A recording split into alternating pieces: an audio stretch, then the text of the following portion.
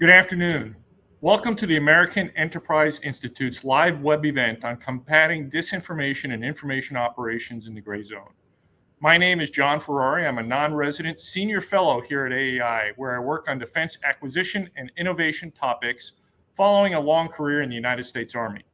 It's my pleasure to be joined today by Dr. Paul Stockton, former Assistant Secretary of Defense for Homeland Defense and America's Security Affairs in the Department of Defense, and a senior fellow of the Johns Hopkins University's Applied Physics Laboratory. We're also privileged to be joined by my colleague, AEI Senior Fellow Elisabeth Braw. Dr. Stockton's service as an Assistant Secretary for President Obama put him on his current path of support to industry and government to meet emerging challenges in infrastructure resilience, cybersecurity, and strategic planning. As an assistant secretary, he was responsible for assuring the Defense Department could perform its critical missions, even if adversaries launched cyberattacks to disrupt the flow of electricity on which military bases and operations depend. To build resilience against such threats, he developed unprecedented partnerships with electric utilities, regulators, and the Department of Energy. Paul also led the department's response to Superstorm Sandy and other natural catastrophes that sparked cascading failures across infrastructure sectors. Now that he's left office, he provides strategic advice to major electric utilities, trade associations, and the Electrical Subsector Coordinating Council to help them strengthen preparedness against emerging cyber threats. He chairs the Grid Resilience for National Security Subcommittee of the Department of Energy's Electricity Advisory Council and serves on the National Association of Regulatory Utility Commissioners Task Force on Emergency Preparedness. Ms. Elisabeth Braw's work at AEI focuses on defense against emerging national security challenges, specifically focusing on hybrid and gray zone threats. She just published a new book, The Defender's Dilemma, Identifying and Deterring Gray Zone Aggression. Concurrently, she is a columnist with Foreign Policy, where she writes on national security and the globalized economy, and a member of the National Preparedness Commission of the United Kingdom. Before joining AEI, Elisabeth was a senior research fellow at the Royal United Services Institute for Defense and Security Studies in London, where she founded its Modern Deterrence Project. She has also been an associate fellow at the European Leadership Network, a senior fellow at the Atlantic Council, and a senior consultant at Control Risks, a global risk consultancy. She started her career as a journalist, and she has published with The Economist, Foreign Affairs, The Times of London, and The Wall Street Journal. She is also the author of God's Spies, the Stasi's Cold War espionage campaign inside the church. In May of 2021, the Congressional Research Service published a short report on deep fakes, observing that such forgeries generated with artificial intelligence could present a variety of national security challenges in the years to come. While the CRS report emphasized the political risks of deep fakes, including eroding public trust and the blackmailing of public officials, deep fakes also forewarn much more urgent, broad, and dangerous challenges for the future security of the United States. In military parlance, deepfakes are just a new form of deception, and deception is as old as recorded history. Today, deception writ large, with deepfakes being just one example, is the Achilles heel that pose potential existential threats to the United States and our interests. Flailing responses to the cyber attack that forced the shutdown of the Colonial Pipeline underwrite the importance of undertaking risk mitigation efforts today. In contrast to the inconvenience of the Colonial Pipeline debacle, if AI systems for the United States military are undermined in the future, the threat could be existential, rendering our nation and our allies open to catastrophic attacks. Retrofitting fixes will not be an option at the time of attack, particularly if we are either engaged in war or on the verge of conflict. Three concepts are useful for grasping the scale, scope, and character of what deception means in the context of military systems. First, Americans must confront that information always has been and always will be weaponized by our adversaries. Second, the exponential growth of active and passive deception across all types of data and information that feed our national security systems is mirrored by the rise of disinformation more broadly, targeted at open and free societies. Third, creative solutions will be required. Fortunately for us, both Paul and Elisabeth have thought a lot about how the United States should be organizing to confront this disinformation crisis. Paul has written a tremendous book on defeating information operations in future crisis, and Elisabeth has written a similarly outstanding book entitled The Defender's Dilemma. Before we begin, I want to share some logistical guidance. Audience members can submit their questions at any time this afternoon for our panelists to address during the question and answer portion of our program. You can send them through an email account or use a hashtag on Twitter. The hashtag is #IO@AEI. If you would like to send questions via email, please contact Hallie, HALLIE.coin, COYNE @AEI.org. The email is listed on the events page on the AEI website as well. Without further delay, I'd like to invite Dr. Stockton to share his opening remarks. Well, it's an honor to participate in this event. AEI has been a source of cutting-edge analysis of the threats posed by disinformation. And Elisabeth, you and John have both produced immensely valuable studies. I look forward to discussing your insights today. But I'd like to start with a different cut at the problem. We're familiar, of course, with the ongoing Chinese and Russian campaigns to corrode public faith in democratic governance. There's been less attention to the risk that in a severe regional crisis, adversaries will conduct information operations to coerce our behavior, and above all, threaten the US public and senior decision makers that unless the United States backs down in the crisis and bails out on our allies, then we'll face catastrophic cyber attacks against the power grid, water systems, and other critical infrastructure on which public health and safety depend. Chinese military doctrine and capabilities focus on achieving just these coercive effects. Last week, as John, you know, the Pentagon released its annual review of Chinese military developments. And let me quote from that report. The People's Liberation Army seeks to employ digital influence operations, that is, overt and covert influence activities conducted through the internet and social media platforms during peacetime and war. And Elisabeth, this goes to your very important analysis of understanding the dark gray zone, but also hybrid warfare, how from peacetime to war, across what the Joint Staff calls the conflict continuum, we can expect information operations to go forward. During a conflict, we should expect China conduct, quote, psychological warfare to affect US decision-making using propaganda, deception threats, and coercion to affect the adversary's decision-making. The adversary, of course, being us. Russia has equivalent doctrine and capabilities to coerce US behavior, and let's make it real. Today, Ukraine is facing coercive threats from Russia, the deployment of additional Russian forces along the border, designed, of course, to shape US behavior vis-a-vis Ukraine. And nuclear-capable Russian bombers are flying over Belarus airspace near the Polish border. So I get that ongoing coercive, information operations are important, but at any moment in the Taiwan Straits, in Eastern Europe, we could fall into an edge of war crisis. Let's get ready for information operations designed to divide the West, play divide and rule, and discourage us from coming to the aid of those that we need to assist. Now, the recommendations that Elisabeth and John have offered in their respective studies offer a terrific foundation for defeating coercive operations, but much more remains to be done.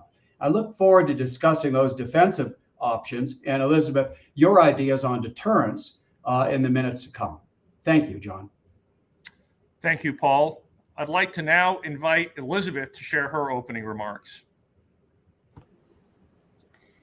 Thank you, John. And if I can just add to what Paul said, because he didn't mention it himself, he has written a fantastic study, what I think is the most important study that has been written about grid security, primarily electricity, but it may seem like an irrelevant question until we don't have electricity, and then all of a sudden it's an urgent question. So what I want to talk about is what daily life looks like for citizens of Western, residents of Western democracies or liberal democracies.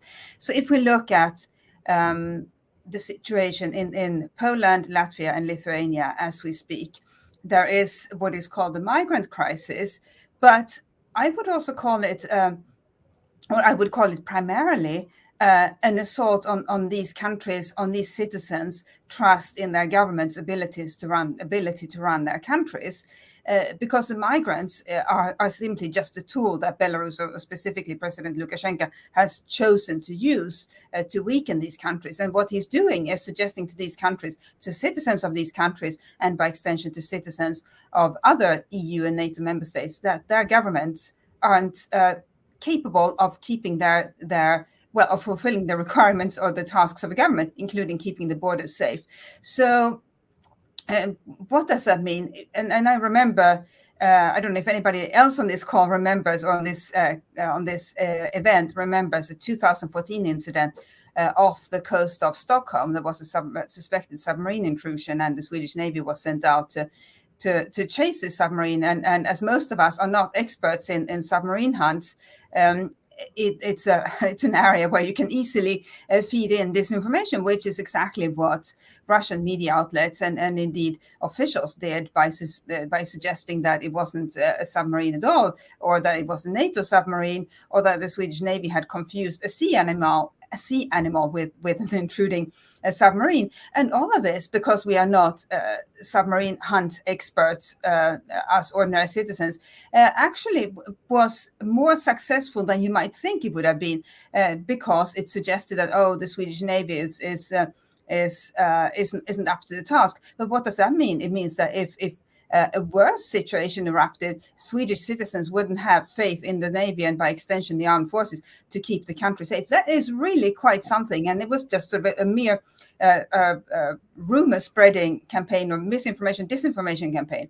And the reason it's so successful, I think, even on a what you might call a smaller scale, like that's a submarine hunt, or indeed the so-called migrant crisis on Belarus's borders with Latvia, Lithuania, and Poland, is that today citizens feel empowered to have opinions about sundry issues that they don't have expertise in.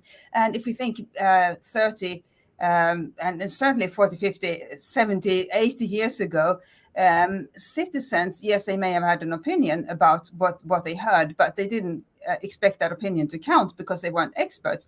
Today, we as ordinary citizens consume opinions, consume information that we may or may not be correct, because we don't know how to identify disinformation. We don't know how to verify the information that comes our way. And based on this information, we make up our minds and then expect to be able to broadcast our opinions to the outside world, whether that be our immediate family or especially our contacts on social media. So that poses a really fundamental dilemma, I think, to Western governments, which is how do you run a country, especially in a crisis, when your own citizens may develop opinions based on incorrect information, whether it's their intention or not. But anyway, they develop opinions based on incorrect information that can, of course, be fed by hostile states or can be fed by their friends who may not know better. But at any rate, they develop these opinions, and they may then form a strong public opinion against whatever it is your government is trying to do. That is a challenge in peacetime, but it's even more a challenge when conflicts or even armed conflicts erupt. And I don't have an answer to it, but I do have, I think, a potential solution, which is that we as citizens, our education shouldn't stop when we leave high school, when we leave university, because technology is advancing so fast that just as we have to keep our driving skills up to date, we should have to keep our information skills up to date. For example, I think there's potential for public libraries to have information courses, information literacy courses, and if you attend them and complete them, then you get an information literacy certificate that you can then put on your resume, and that signals to employers that this potential employee is skilled or is certified to identify information or identify what's disinformation, what's real information. And that skill shouldn't be underestimated in the workplace. Because we should remember that companies too, organizations of all kinds are affected by disinformation. So I think it's important not to lose faith, considering that the challenges to our democracies, because they're open, these challenges are so immense. But if we draw on the potential of our population to be part of the solution, if they are offer the opportunity, I think many will rise to the occasion, because who wants to be ignorant when you can be a well-informed citizen? Over to you, John. Yeah, thank you, Paul and Elisabeth. So let's start with some questions. Elisabeth, let's start with you first. The focus of this panel is on how the United States should be confronting information operations as a subset of gray zone aggressions from foreign adversaries, most prominently including Russia and China. In your book, The Defender's Dilemma, you explain what state actors started undertaking gray zone warfare more frequently in recent years. Why is this the case, and how did COVID-19 impact trends in gray zone activity? Well, it's the case because it's such a palatable choice, such an attractive choice. We here in the West wear our vulnerabilities on our hard sleeves, and so we communicate to other countries that they should essentially they should exploit our weaknesses, and that's inevitable because we are free and open societies, and we're not going to tell our citizens what to say. But nevertheless, as a result of the current complete lack of involvement by the population in national security, I think most people don't even realize that what they say or do and how they react could have an influence on the country's well-being. So people will happily share information simply because it's fun or entertaining or juicy, whatever the reason may be. So the reason our adversaries exploit this opportunity is because it's too good to pass up, right? And we don't have the same opportunity with them, because their governments can tell citizens to much larger extent what to say, what to communicate on social media, and of course, in the case of China, people don't even have access to some of our favorite social media companies that are based in the West.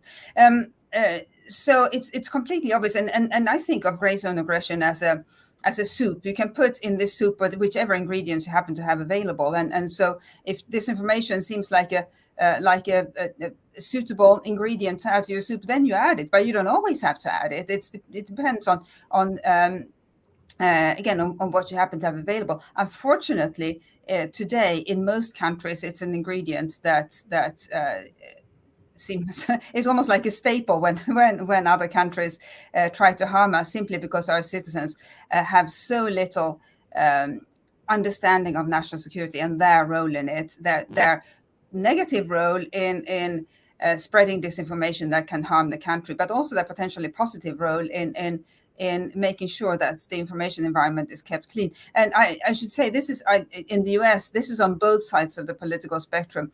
So there's this notion of alternative facts exists among some people, but among other people on the other side of the political spectrum, people talk about my truth or your truth. Well, how is that? There is one truth, but if there isn't even a common basis on which to debate or have a dialogue about opinions, then we are lost. And I fear that if it continues, the country will become ungovernable, which is in nobody's interest. And so I think if people knew the effect that they have on the country's security, or in this case, the US security, they would want to be part of the solution. And if I can just add, it's Russia and China, but because we are such a wide open field, if another country decided it wished to weaken the US, it could avail itself of this as well, because it's not particularly sophisticated. You don't need particularly sophisticated skills in spreading disinformation. We should remember that one of the most powerful rumors spread or originated during the Cold War was East Germany's rumor that AIDS originated at Fort Detrick, and it remains in circulation to this day. Thank you.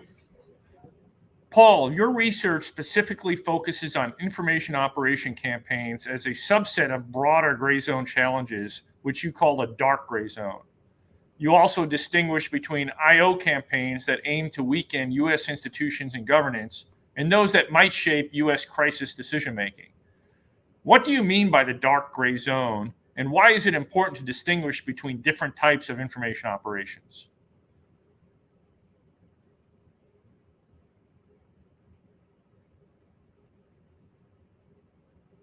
Are you on mute?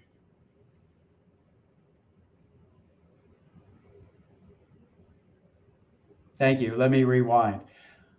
I'm going to define the gray zone the same way Elisabeth does in her terrific book. As defined by the Special Forces community, gray zone aggression comprises, quote, competitive interactions among and within state and non-state actors that fall between the traditional realms of war and peace. That's the gray zone in which we find ourselves today.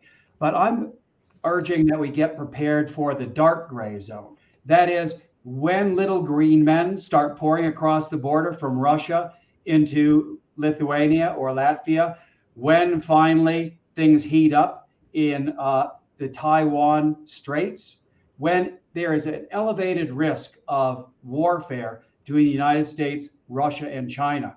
We know from social science research that in stressful events, Boston Marathon bombing, horrific hurricane events, Americans turn to social media as their primary source of information. Well, the bad guys are going to exploit that to the hilt and exploit the tendency of Americans to want to stay on social media platforms that are conveying fear-mongering, divisive content. Again, that's bread and butter for them. We need to get ready, John, for a situation in which American public is looking at social media. China and Russia are using that to try to shape U.S. behavior, not only by influencing public perceptions, but by reaching out to everyone in the Situation Room in the White House with personalized messaging in order to shape their views, and above all, to threaten the United States with punishment unless we abandon our allies. And we have to get ready for them also to move from the dark gray zone into an initial period of conflict where they'll actually begin to make good on their threats of disrupting U.S. and allied infrastructure, begin conducting demonstrative attacks against U.S. critical infrastructure with social media, portraying vividly and maybe with deep fakes the suffering that Americans are incurring, and warning that more suffering will come unless the United States caves in to the adversaries' demands. Thank you. Elisabeth, a question to you, and then Paul, you could also follow in what Elisabeth has to answer on this question, right? What are the examples of the most aggressive I/O operations conducted by either Russia or China and their impacts? And how seriously is the United States senior security infrastructure taking the threats of I/Os? I don't know that it's possible to grade. Certainly, I think opinions would vary about the most successful campaign. But let me just give an example of a recent disinformation campaign that I think was extremely cunning because it exploited people's lack of knowledge about the issue at hand. And that was when COVID vaccines were first being developed. That seems like a long time ago, but it was only last year.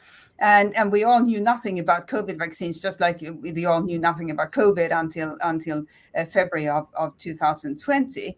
And So even then, people were worried that this vaccine might somehow be harmful. And don't you think that Russian media started publishing stories that were then widely picked up by Western media, not copied, but they were mentioned, and to say that this information was being spread.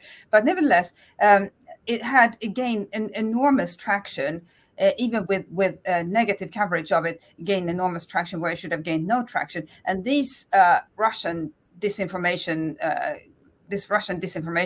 and by the way, the same with China, essentially portrayed the vaccines that were being developed in the West as extremely harmful, not in terms of autism or that in that vein, but that it would alter your appearance or things like that. Well, if you read information like that, then you're concerned about COVID, you're concerned about this new vaccine that may come your way. If you read that it's going to alter your appearance, then you will think twice, quite obviously, about using it.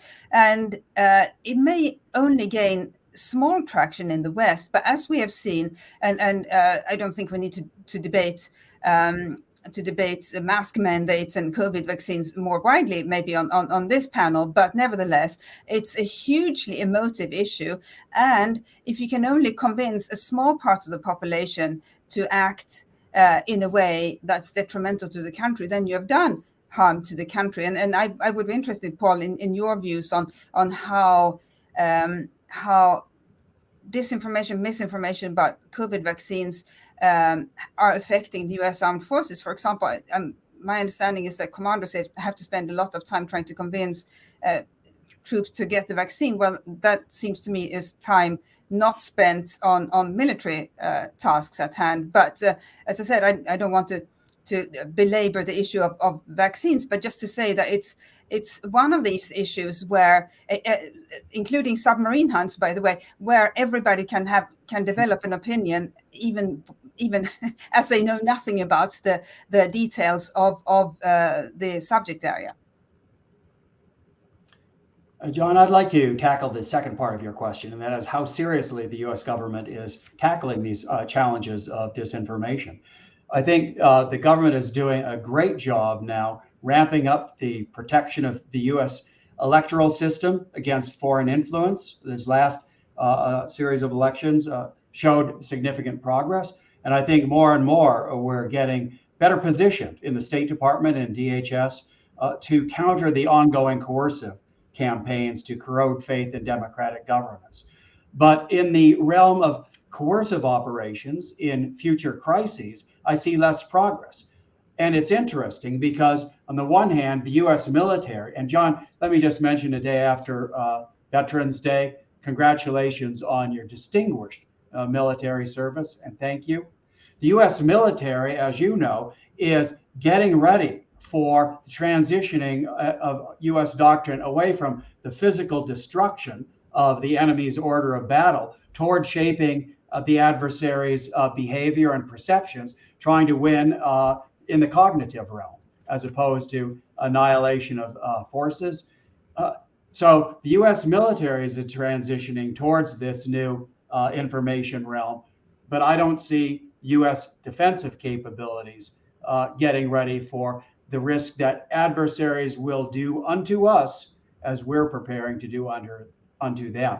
And that's crazy, right? Given Chinese and Russian doctrine that I alluded to earlier, it makes no sense to focus only on ongoing corrosive campaigns and ignore the risk that hybrid warfare techniques, for example, that Elisabeth wrote about so eloquently, might be adapted to the very different circumstances of coercing U.S. behavior.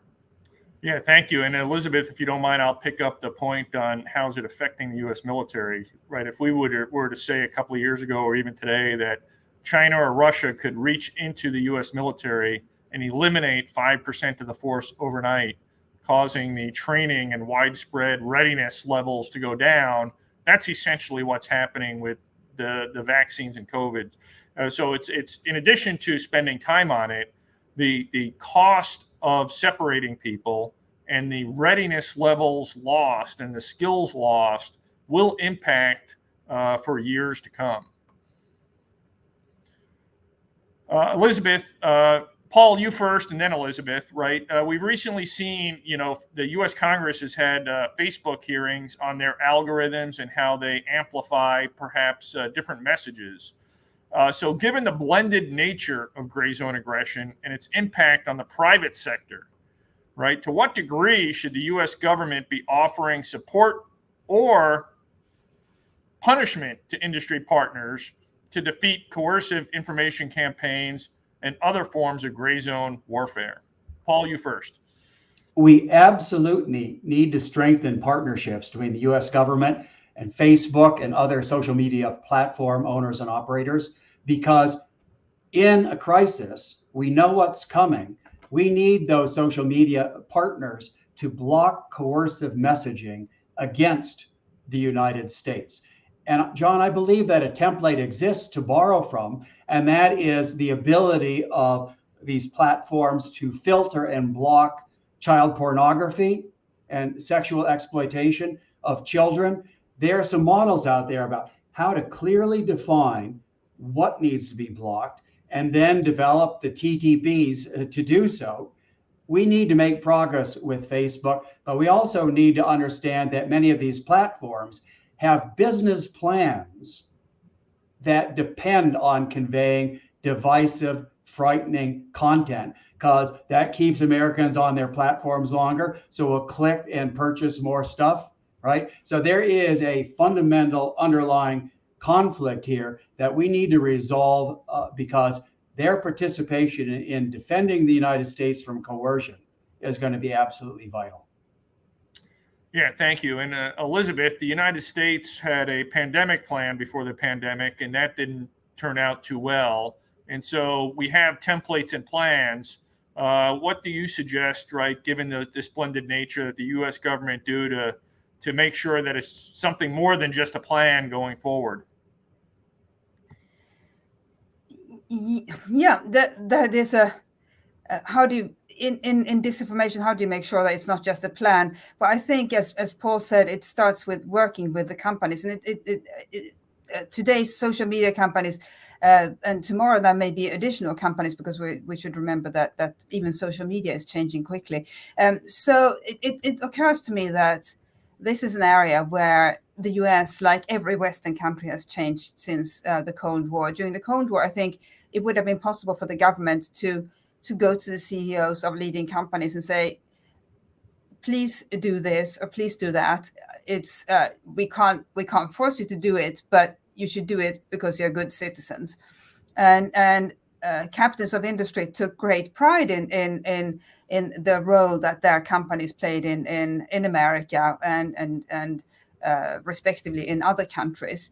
But now we have an environment or a generation of CEOs who don't feel that responsibility. And it may be because the reporting requirements for shares have changed, so or company performance to shareholders, that those reporting requirements have changed, and so every CEO is the slave of quarterly reports. But whatever the reason is, I don't think CEOs today feel the same responsibility for doing the right thing for the country. And as we know, Mark Zuckerberg has said many times that it's a company over country.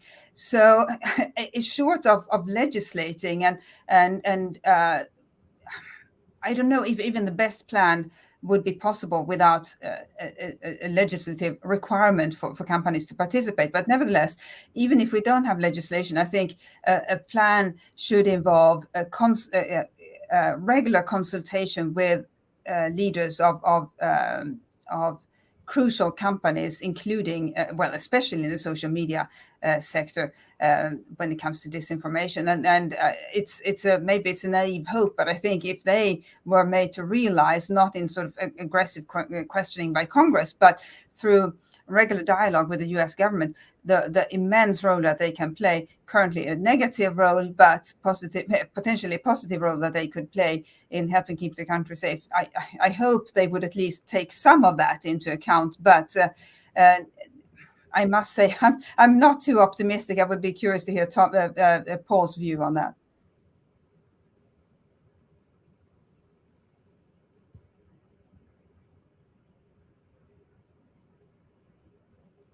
I am optimistic because it's so important that we make progress.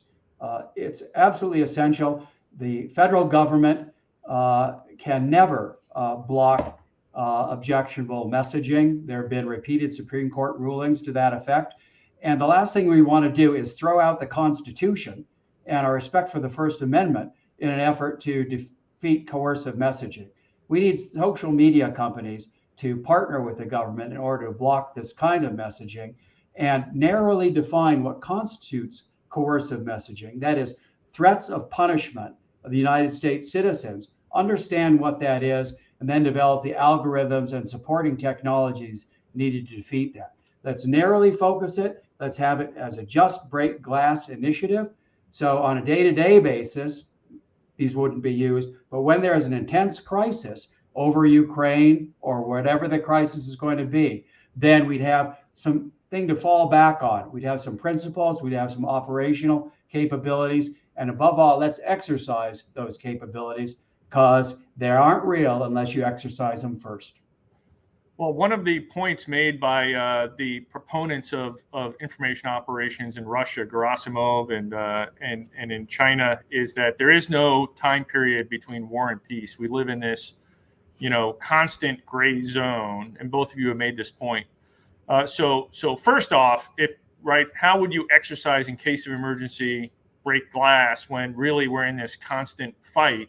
And second, a lot of these, to get to Elisabeth's points on the CEOs of these large tech companies, I think a lot of them view their role as global in nature. And if you look at Facebook and Microsoft and Amazon and all of these, and Twitter, right, and Instagram, they're global firms, and they're reacting to input and stimulus of disinformation from around the world.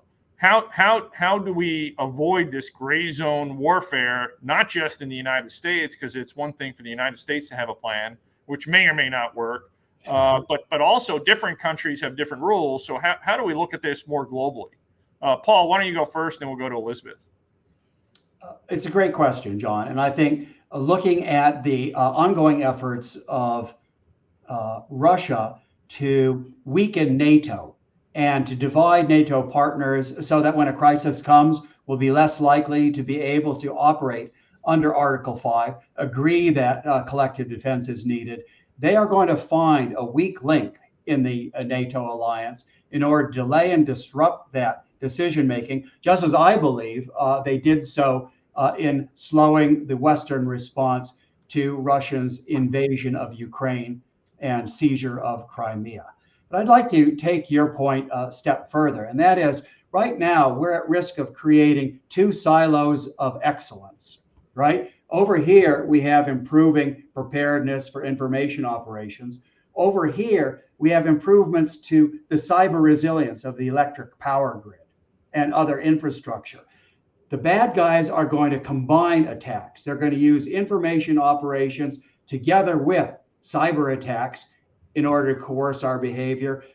John, we need an integrated defensive strategy that brings together traditional notions of cyber resilience together with defeat against information operations. And we need to do it with our partners. Elisabeth, any comments? Maybe just a useful case study. So at EFP in the Baltic states, after they had been there for a while, it became obvious that they were being targeted by disinformation, and it was particularly it was directed particularly against the Germans in Lithuania, where Russian media and anonymous accounts spread falsehoods about these soldiers engaging in neo-Nazi activities and really shameful suggestions that were being made. And of course, we know that Germany is very vulnerable to such accusations. These accusations or this information, this disinformation presented as information was, of course, completely inaccurate. But what it did do was, I think, make completely obvious to even the lowliest soldier who was there or who is there that everybody has a role to play in defeating disinformation. And so you would think that if you might think, and John, you are clearly the expert here, one might think there's a lowly soldier, one doesn't count. Well, in this instance, everybody counts. And so commanders with the different EFP battle groups made clear to their soldiers that they needed to be really careful when they were out and about in these countries. And for example, there was a photo or story that was circulated about I think Italian troops in Latvia buying a lot of alcohol. That too was incorrect. But if you happen to be an Italian soldier in Latvia and you say, we're going to have a nice evening, and you go out and buy some alcohol, well, you are not safe from that being turned into disinformation. So the lesson learned, and I think all of these, all the countries contributing troops to EFP have learned that lesson and implemented it very well, is that everybody has a role to play. Thank you. Paul, let's turn and just pivot a little bit away from information operations to cyber attacks, and they can be a combination of attacking the Internet of Things or ransomware in general, right? What are your thoughts in the work and looking at the Colonial Pipeline on how the installed base of the Internet of Things has come together, and how do we harden ourselves and make ourselves more resilient going forward? Well, Colonial Pipeline was an important wake-up call, and I think ransomware is going to intensify as a threat to infrastructure owners and operators, because so much terrific ransomware malware is available on the dark web and essentially off the shelf. But I think that as we simultaneously strengthen our resilience against those day-to-day kinds of attacks, we also need to think about much more serious threats to come. And John, again, because of your military expertise, I want to focus on one particular issue, and that is when the balloon goes up in the Taiwan Straits or the Baltics, and we need to send Army officers and soldiers from Fort Hood to the U.S. East Coast ports, and then on to where they're going to be received and provide for forward movement. Every bit of that infrastructure might come under attack, cyber attack, by our adversaries as we're trying to generate and deploy those forces to come to the aid of our allies, paired with information operations designed to tell the American people, you can't win, you're going to lose, you're going to be punished. Look at the disruption that's happening to U.S. transportation operations. You're doomed to fail. Sue for peace now. Let's have a reasonable settlement to this conflict over the Baltics. We need to understand how cyber attacks fit into U.S. military plans to prevail in regional conflicts, and how adversaries will use information operations in order to encourage the United States to bail on its allies. Thanks, Paul. Great points. And Elisabeth, what about resiliency and deterrence in general for both the harder side of cyber attacks first, and then perhaps on the softer side of I/O? Yeah, so here again is where the population can, or the wider public can play such a crucial role and go from being a burden to being an asset. And at the moment, the public is a burden because governments, I think, are too afraid to articulate to the public that something dangerous could come their way. And as a result, we get situations like Colonial, where people panicked because they weren't prepared for a situation like that. And they panicked and made the situation much worse by panicking. And I also think that in a sense, this is an opportunity for us to think differently about members of our society who are usually maybe overlooked or just taken for granted. So Colonial in particular highlighted an aspect, and it was highlighted by the CEO himself when he gave evidence to the Senate. And I remember specifically Josh Hawley asked, was there anything well, could you have switched to manual? That's what Josh Hawley asked him. And the CEO said, well, we were lucky. We had some capabilities and we were able to do something manual, something along those lines. He said, but the more important point he raised was that neither Colonial nor other companies today have the expertise to go fully manual in case of a cyber attack of various kinds, because the people who have those skills, as the CEO said in the Senate hearing, they are either retired or dead. And I think let's utilize the ones the ones who are still among us.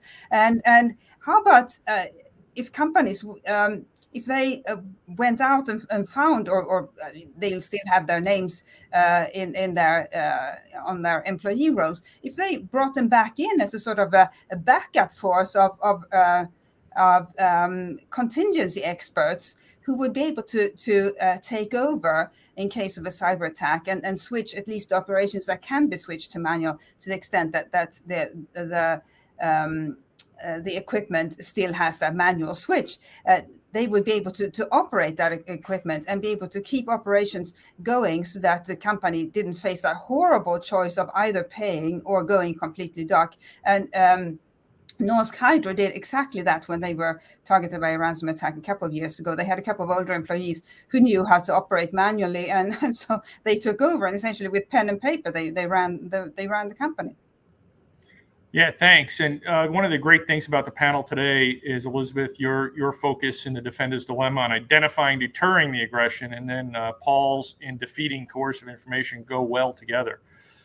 We have a couple of questions from the audience, right? So the first is, and we'll let Paul, if you want to go first, and then Elisabeth, right? We've talked about Russia and China a lot, right? Do you see rogue states, non-state actors, and smaller countries unfriendly to the U.S. or its allies rapidly improving their ability to conduct larger and effective I/O operations, and essentially giving them what one might call superpowers to conduct warfare? Paul? You bet. The pace of technology now and the availability of deep fake capabilities, for example, is turning smaller states into very formidable adversaries.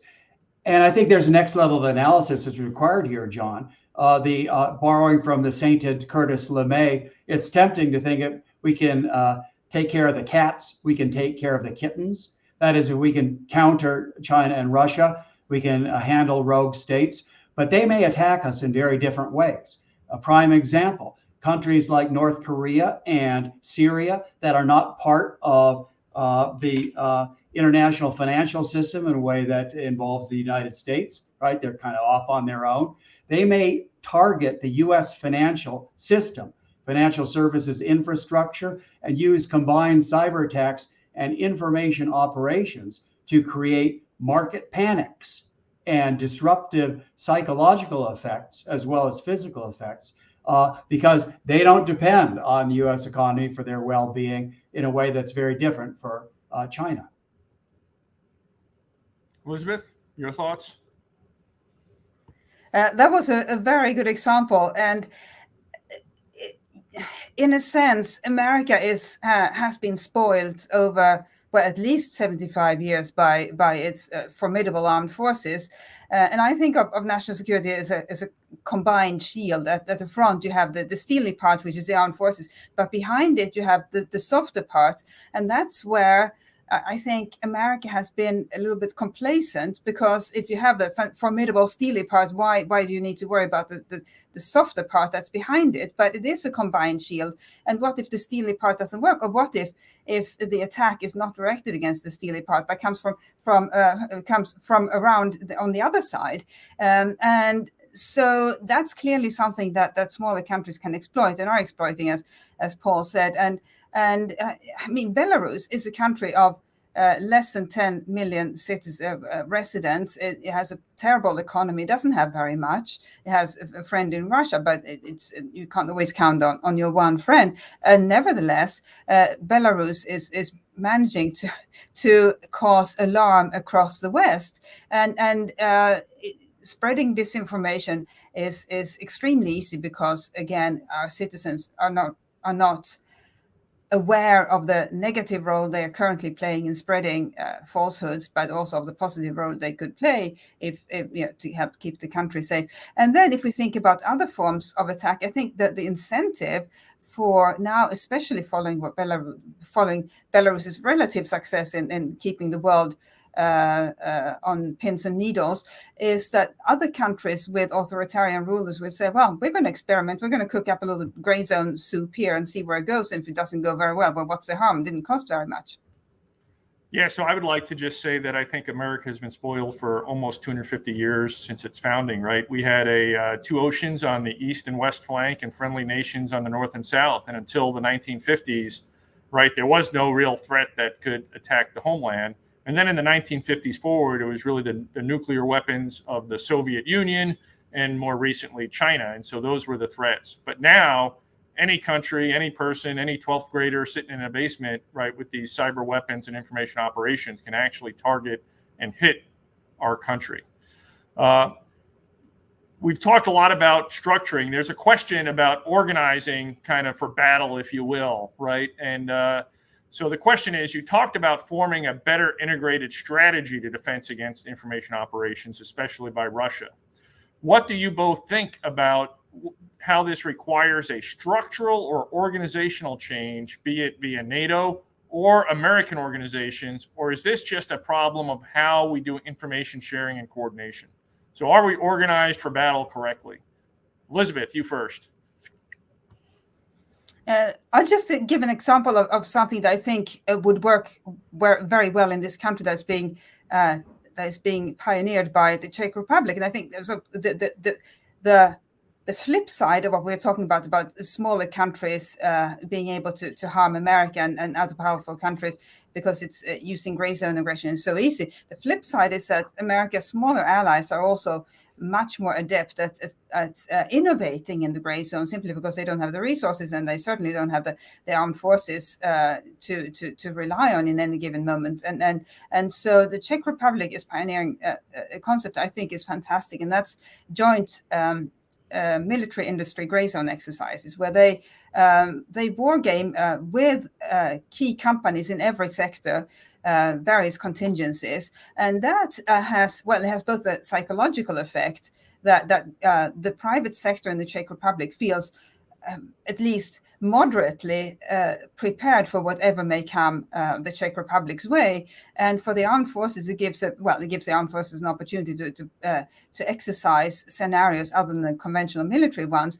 with the sort of actors they would need to work with in the gray zone crisis. So I think that's something that the US could learn from, and that's of course the advantage of having allies. You don't have to always do everything yourself. You can learn from one another and adopt and adapt things that others are doing. Paul, organizing for battle? I think that NATO has a robust organizational structure now, although I'm not sure that the Article 5 decision-making structures are adequate for these kinds of combined operations. I'd say the bigger problem, John, I'd be interested in your thoughts, is we need a concept of operations and we need playbooks, pre-planned, ready to go and exercise so that when, for example, China, as the Pentagon describes its doctrine, conducts exemplary cyber attacks, small scale, limited attacks, not cyber Pearl Harbor, and then uses information operations to incite public panic and disorder to magnify the psychological effects of those very limited attacks. What have we got in our playbooks? Let's not be making this stuff up in the midst of a coercive campaign. Let's exercise, let's anticipate, let's build new coalition defense operations, and not only in NATO, but of course in the Far East with our partners who are going to be essential for countering Chinese aggression in regional contingencies. Well, Paul, if I can pull on the string of your previous job in Homeland Defense and your work with the Department of Energy, right? What about organizing within the United States, right? We know that the military is either prohibited or does not want to, operate within the borders of the United States, yet the attacks are coming from external. And so how do we organize private industry, state and local government, the federal government, and the military to kind of either harden ourselves and deter it, but also to defeat these IO and cyber threats internally to the United States? The first step, John, is to develop an assessment of the threat. Our discussion today only begins to assess what's coming. Without a threat assessment, we're stuck in the mud. And then I think we need to agree on some fundamental principles here. Above all, uphold the Constitution of the United States as we build defenses against coercive information operations. And let's not get DOD into the business of homeland defense against information operations. The Department of Defense is already busy with its existing portfolio. There are sensible constraints on the operations of the department at home. Let's turn to the Department of Homeland Security, the Federal Bureau of Investigations, and other lead federal agencies. Let's make sure that they can effectively partner with the private sector within their existing portfolios and responsibilities to build the kinds of defenses we don't yet have against coercive IOs and combined attacks. Well, thank you. We have about 5 minutes left, so I'd like to throw one question out for each of you to address in about a minute each, and then I will turn it back over to you for closing comments, each of you. So the question is, we've talked a lot about IO and attacks against people and information warfare, but what about as the military develops more AI systems, right? How do we protect the AI systems from being similarly deceived? Elisabeth, you first.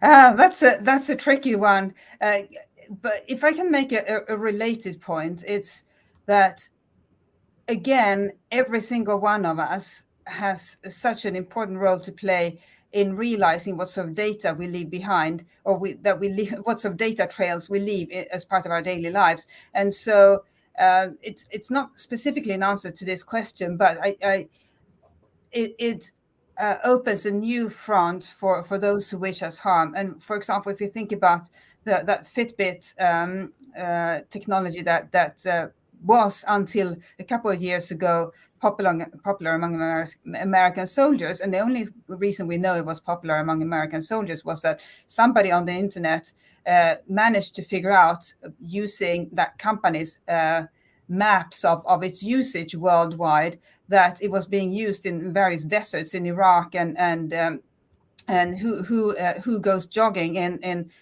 those deserts or remote areas of Iraq. Well, that's how you knew that that's where American soldiers were. And if we think about the use of AI and how exponentially it's going to be part of our daily lives, first of all, it's an opportunity for others to learn much more about us, either as collective groups of citizens in our practices, or as individuals.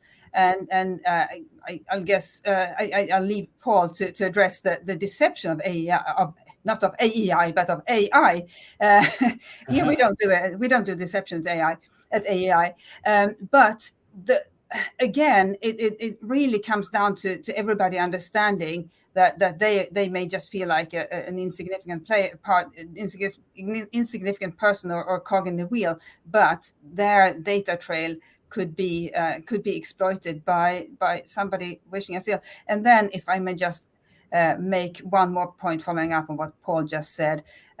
So speed is of the essence. I think that much is clear, both when it comes to disinformation operations and cyber operations. And it seems to me that one of our biggest vulnerabilities is that we need a lot of time to conclusively establish to what's behind a cyber attack, or cyber intrusion, I should say, or a disinformation campaign. And then a lot of time goes by, and then by the time we have established beyond reasonable doubt that such and such government was behind it, then it's almost too late to do anything.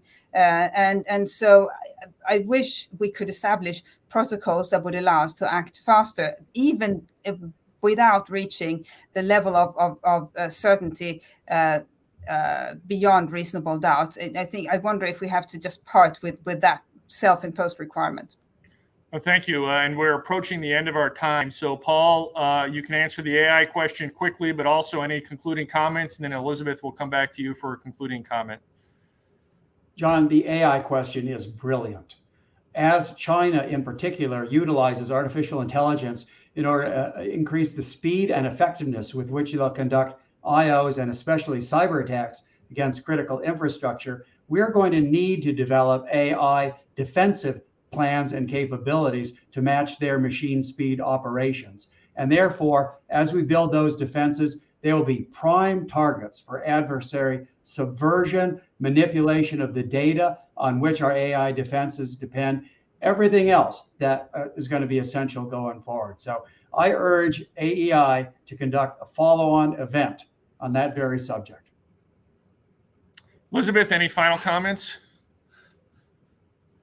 Well, AEI was clearly set up to be the leader on AI. So congratulations to our founders. If I can just maybe tell you, or hopefully give a window into the future, companies are developing what are called digital friends. So essentially robots that you can have in your house and you can talk to them, they talk back. Lovely, right? Because so many of us live alone. Well, how is that for an AI target? The amount of information that our digital friends will have about us, and also how those digital friends can be manipulated by somebody wishing us ill. That's a conversation for the next panel. Well, thank you. Listen, this has been an honor for me to have both Paul and Elisabeth on. The work you've done for the Defender's Dilemma and defeating coercive information is powerful and is also very timely. As you know, I'd also like to thank, none of this happens without a lot of support, AEI in general, but really the staff behind the scene that helped put this together. Myself, Paul, and Elisabeth, thank you all for doing that. And until we meet again, thank you very much for everybody who attended today. This concludes our session.